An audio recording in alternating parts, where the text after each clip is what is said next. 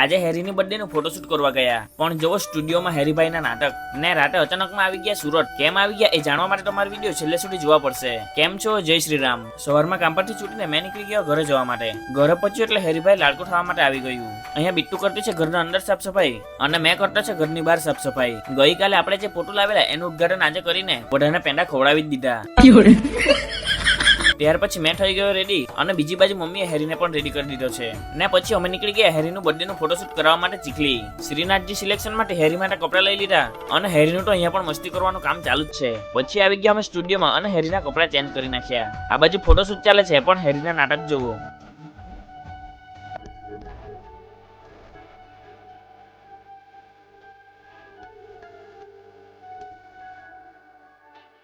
ચાલો 5 થી 6 ફોટા પાડવામાં મારો દમ કાઢી નાખ્યો. હેરીભાઈ અહીંયા ચેક કરતો છે કે મારા ફોટા બરાબર આવ્યા તો છે ને, અને ભૂખ લાગેલી હતી એટલે આવી ગયા મંચુરિયન ખાવા માટે.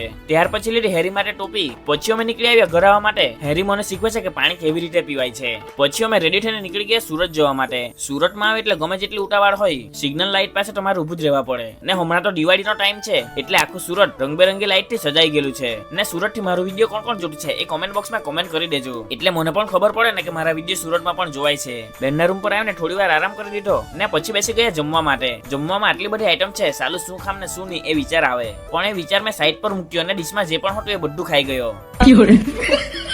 જમીને નીકળી ગયા અમે કાંતારા મૂવી જોવા માટે.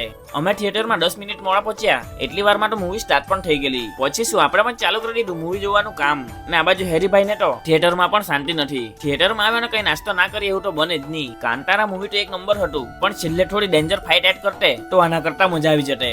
રાતે 12 વાગે મૂવી પૂરી કરીને અમે નીકળી આવ્યા રૂમ પર આવવા માટે.